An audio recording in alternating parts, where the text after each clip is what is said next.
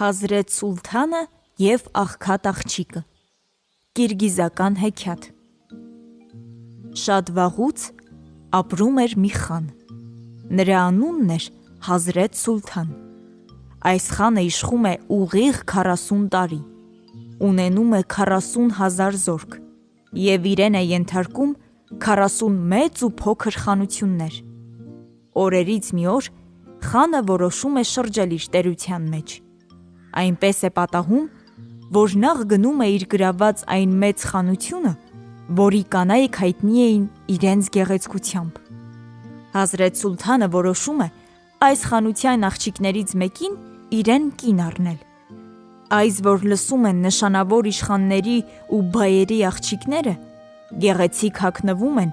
ու դուրս են գալիս այն ճանապարհի վրա, որով պետք է անցներ Հազրեթ Սուլթանը։ Մինչև խանը կգար, գեղեցկուհիները վեճի են մտնում։ Ամեն մեկը ուզում է ապացուցել, որ ինքը նշանավոր ու հին տոհմից է։ Նրանք վիճում են, թե իրենցից ում բախտ կվիճակվի դառնալ խանի կինը։ Ամեն մեկ այդ պատվի համար իրեն է բոլորից արժանի համարում։ Ամեն մեկը ուզում է, որ ինքը դառնա խանի կինը։ Բայց այնպես է պատահում, որ գեղեցկուհիների մոտով անցնելիս խանը տրամադրություն չի ունենում և նրանց վրա անգամ ուշադրություն չի դարձնում։ Մյուս օրը Հազրեթ Սուլթանին հայտնում են, որ և ծնողները և նրանց աղջիկները շատ վիրավորված են, որ խանը իրենց վրա ուշադրություն չի դարձրել և չի գնահատել խանության մայրաքաղաքի աղջիկների գեղեցկությունը։ Հազրեթ Սուլթանը պատասխանում է, որ վերադարձին ինքը անպայման այս քաղաքի գեղեցկուհիներից մեկին իրեն կին կընտրի։ Հազրեթ Սուլթանը պատասխանում է, որ վերադարձին ինքը անպայման այս քաղաքի գեղեցկուհիներից մեկին իրեն կին կընտրի։ Գեղեցկուհիները սկսում են ավելի թանկ ու ճոխ զգեստներ պատրաստել այդ օրվա համար։ Նրանք նորից սկսում են վիճել։ Ամեն մեկը իրեն մյուսներից գեղեցիկ է համարում, իսկ իր շորերն ու զարդերը բոլորից լավը։ Մի քանի օր շարունակ քեֆ անելուց ու կերուխումից հոգնած, Հազրեթ Սուլթանը վերադառնում է տուն։ Ծարավը և արևի կիզիչ ճառագայթները նրան հալից գցում են, և ահա ճանապարհին մի գետ է հանդիպում։ Գետի ջուրը թափանցիկ ու տաք է լինում, իսկ հատակը ծածկված է լինում մանր ավազով։ Խանը որոշում է լողանալ և շորերը հանելիս հանում է նաև մատի թալիսման մատանին, որից նա երբեք չէր բաժանվում։ Այդ մատանու մեջ էր թաքնված նրա հաջողությունների գաղտնիքը։ Հազրեթ Սուլթանը մատանին դնում է ափին, բայց ջուրն է մտնում թե չէ, որտեղից որտեղ մի ձուկ է դուրս գալիս, վերցնում է մատանին ու նորից սուզվում։ Եվ վերջապես Հազրեթ Սուլթանը դառնում է շատ հասարակ ու սովորական մի մարդ։ Նա մնում է առանց զորքի, առանց զորավարների, նույնիսկ նրա հարուստ հագուստներն են անհետանում։ Հենց այդ ժամանակ գետափով մի աղքատ է անցնելիս լինում։ Տեսնելով տկլոր մարդուն, աղքատը շատ է խղճում և նրան իր մաշված հագուստն է տալիս։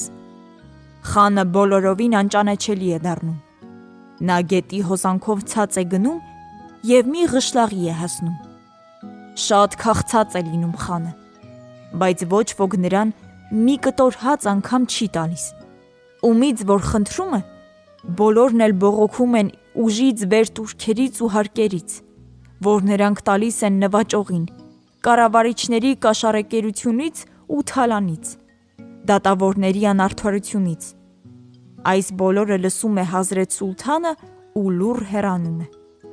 Ղշլաղի ծայրին հենց գետի մոտ մի խղճուկ ու հին յուրտ է հանդիպում։ Յուրտի մոտ մի գեղեցիկ աղջիկ է տեսնում, որը իրենից վատ է հագնված լինում։ Արցունքն աչքերին խանը ուտելու մի բան է ուզում և ավելացնում է, թե սովից մեռնում է նա։ Աղջկա հայրը ձկնորս է լինում և աղջիկը ասում է, որ յուրտում միայն ձուկ ունեն ու նաև մի կտոր հաց է տալիս խանին։ Խանը նստում է յուրտի հովին ու հագեցնում իր քաղցը։ Հենց այդ ժամանակ աղջկա հայրը վերադառնում է ձկնորսությունից։ նա շատ ուրախ է լինում։ Հաջող օր էր, նա շատ ձուկ էր բռնել։ Մենք երկուսով, ասում է հայրը աղջկան, մինչև վաղն էլ չենք կարող այս ձկները մաքրել։ Արի այս աղքատին խնդրենք, որ օգնի մեզ։ Խանն աշխատանքի սովոր չի լինում, բայց ստիպված համաձայնում է, և շուտով երեքով անցնում են գործի։ Աղջիկը ճեղքում է ձկների փորերը և աղիքները հանում է։ Խանը լվանում մաքրում է ձուկը, իսկ աղջկա հայրը աղ է անում։ Մաքրելու ժամանակ աղջկա ձեռքը մի մեծ ծանր ձուկ է ընկնում։ Սովոր շարժումով նա պատռում է ձկան փորը։ Պատռում է և ինչ, այնտեղից մի մատանի է դուրս գալիս։ Մատանին կայծկլտում է լույսի տակ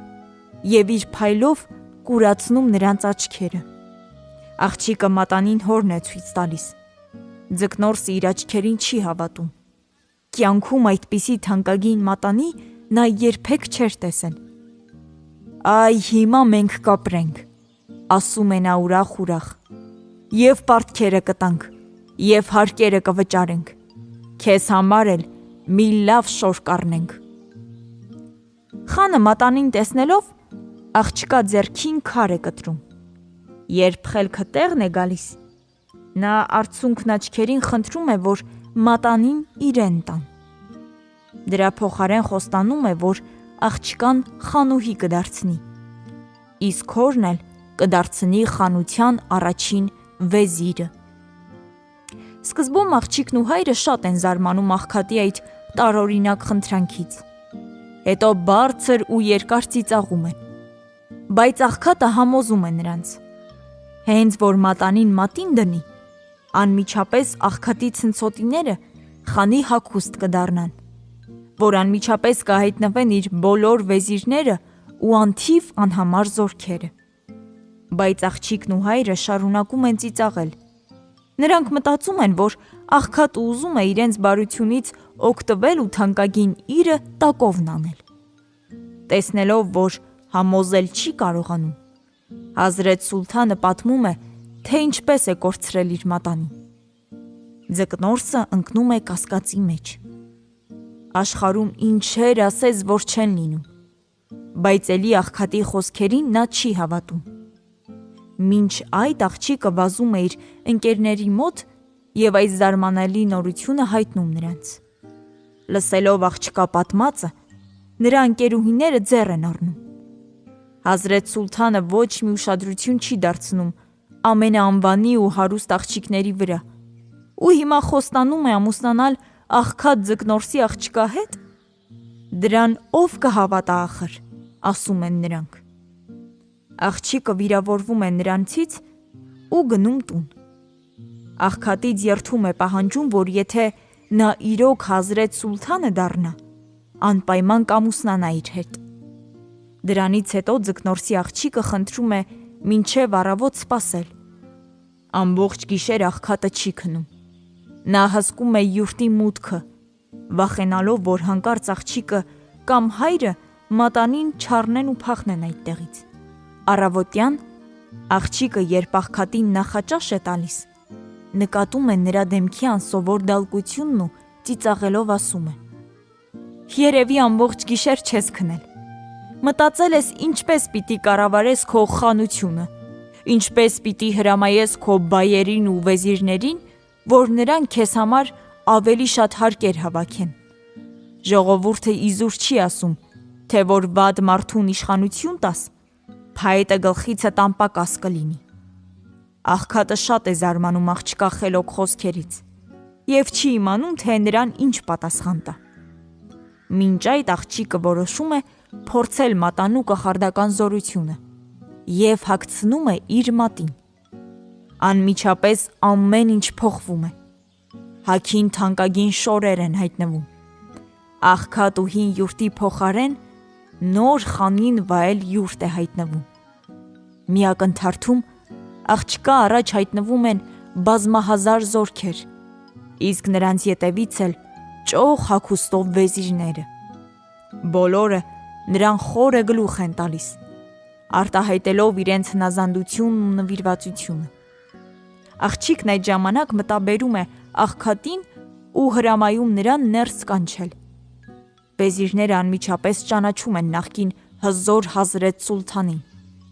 Հենց նույն օրն էլ տեղի է ունենում Հազրեթ Սուլթանի ու աղջկա հարսանիքը։ Ասում են,